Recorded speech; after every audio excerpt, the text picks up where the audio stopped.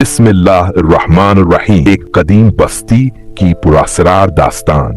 ये एक कदीम बस्ती थी जहां रात के साए लंबे हो जाते थे, सुनसान रास्ते खौफजदा कर देते थे और दरख्तों की सरगोशियां एक अनजानी वहशत का एहसास दिलाती थीं। इसी बस्ती में फातिमा नामी एक नेक दिल और खूबसूरत लड़की रहती थी। वो हमेशा से इबादत गुजार थी। कुरान की तिलावत उसका दिल बहला देती और हर मुश्किल में वो सिर्फ अल्लाह ही से मदद मांगती। मगर एक अजीब बात थी जो उसकी जिंदगी में हमेशा से शामिल थी। एक बेअसरार खुशबू जो अक्सर नमाज के वक्त या तन्हाई में महसूस होती। ये खुशबू आम इत्र की नहीं थी, बल्कि एक मशहूर कुन जाफरानी महक थी जो आहिस्ता आहिस्ता फातिमा की जिंदगी का हिस्सा बन चुकी थी।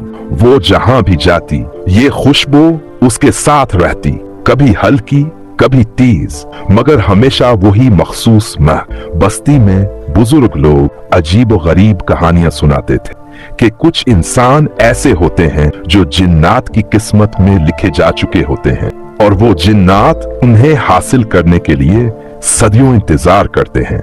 फातिमा इन बातों पर ज्यादा यकीन नहीं रखती थी, मगर एक दिन कुछ ऐसा हुआ कि उसकी दुनिया ही बदल गई। ये एक चांदनी रात थी। फातिमा अपनी माँ के कहने पर बाग में गई थी ताकि वहां से ताजा पुदीना तोड़ कर ला सके। बाग में पहुंचकर उसने देखा कि हर चीज पुरसुकून थी। दरख्त झूम रहे थे और ठंडी हुआ जिस्म को राहत दे रही थी। मगर जैसे ही उसने झुककर पुदीना तोड़ना चाहा, अचानक एक तेज झोंका आया और वही मानुस खुशबू फिजा में बखर गई। मगर इस बार ये आम सी खुशबू नहीं थी। फातिमा को लगा जैसे किसी ने उसका नाम सरगोशी में पुकारा हो। वो सोच रही थी, अगर वाकई जाफरानी जिन सच कह रहा था तो इसका आगे क्या बनेगा?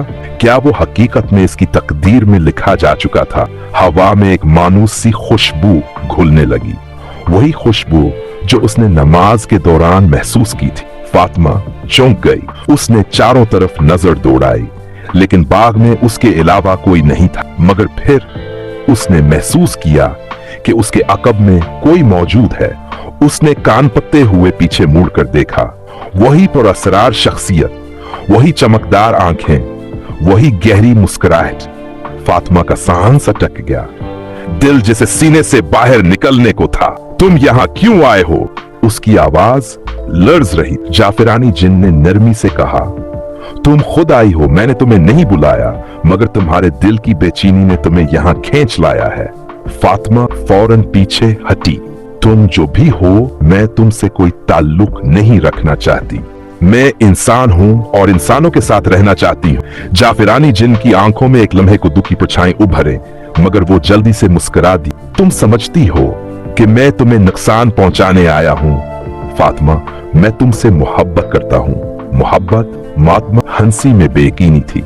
क्या जिन्नात भी मोहब्बत करते हैं? मोहब्बत सिर्फ इंसानों की मेरास नहीं। जाफरानी जिन ने संजीदगी से कहा, मैं तुम्हें किसी जबरदस्ती में नहीं डालना चाहता, लेकिन तुम मेरी हो।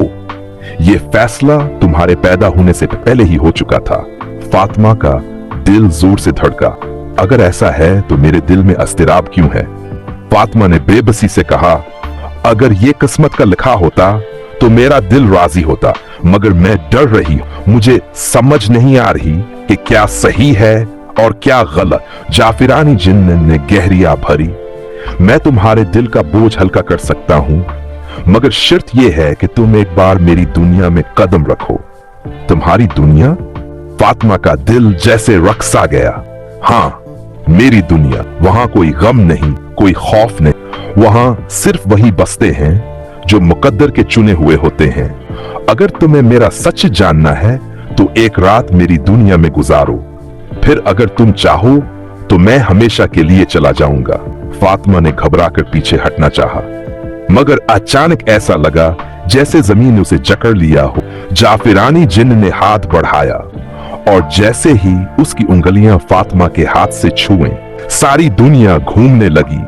दरख्तों के साए लंबे होने लगे, हवा में सरगोशियां गूंजने लगे और फिर अचानक सब कुछ धुंध में डूब गया। जब धुंध छटी तो फातिमा खुद को एक ऐसी जगह खड़ा पाया जो उसके तखय्युल से भी बाहर थी। आसमान नीला नहीं बल्कि गहरा रुगवानी था। सितारे जमीन के करीब मालूम होते थे और हर तरफ रोशनियों की लहर सी दौड़ रही थी। महल नमा इमारतें सियाह संगे मरमर से बनी थीं, जिनके दरवाजों पर चांदी की नक्काशी की गई थी। ये कहां है? फातिमा की आवाज धीमी पड़ चुकी थी। ये मेरा घर है, मेरी सल्तनत, और तुम मेरी मलका बनोगी। जाफिरानी जिन की आवाज में एक अजीब सी शादमानी थी। नहीं! फातिमा ने घबराकर पीछे हटने की कोशिश की, मगर ऐसा लगा जैसे जमीन ने उसे अपनी जगह जकड़ लिया हो। मुझे मेरे घर जाना है। मेरी माँ मेरा इंतजार कर रही होगी। तुम्हारी माँ को तुम्हारी याद तक नहीं आएगी। जाफिरानी जिन ने सुकून से कहा, मैंने वक्त को थाम दिया है। तुम अगर यहाँ 100 साल भी गुजार दो तो भी जब वापस जाओगी वही लम्हा होगा जब तुम गई थी। फातिमा की आंखों में आंसू आ गए। ये सब तुम्हारी मर्जी नहीं हो सकती। मेरा रब सबसे बड़ा है और मैं उसकी बंदी हूँ। अगर मेरी किस्मत में तुमसे जुड़ना है तो मेरे दिल में बेचैनी क्यों है? ये सुनते ही जाफिरानी जिन की आंखों में पहली बार एक धुंधला सा साया लहराया, जैसे कोई पुरानी याद उसके अंदर जाग गई हो। वो चंद लम्हे खामोश रहा, फिर आहिस्ता से बोला, अगर तुम अपने रब से रहनुमाई मांगना चाहती हो तो ठीक है, मगर याद रखो मैं वही मिलता हूं जिसे मुकद्दर में मेरा साथ लिखा जाता है। ये कहते ही जाफिरानी जिन ने हाथ उठाया और एक लम्हे में सब कुछ गायब हो गया। फातिमा ने आंखें खोली तो वो इसी बाग में मौजूद थी, जैसे कुछ हुआ ही ना हो, मगर उसके दिल में अब कोई खौफ नहीं था। वो जान चुकी थी कि उसकी तकदीर क्या थी। महीनों बाद जब फातिमा की शादी का दिन आया तो वो दुल्हन के लिबास में बैठी आसमान की तरफ देख रही थी।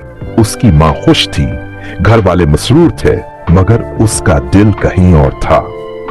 अचानक एक खुशबू फजा में बुखरी, वही खुशबू जो उसे हमेशा महसूस होती थी, और एक सरगोशी उसके कान में आई। तुमने मेरा इंतखाब नहीं किया, मगर मैं हमेशा तुम्हारे करीब रहूंगा। तुम जहां भी जाओगी मैं तुम्हारी हिफाजत के लिए मौजूद हूंगा। फातिमा की आंखों में आंसू आ गए, मगर इस बार वो आंसू खौफ के नहीं थे बल्कि सुकून के थे।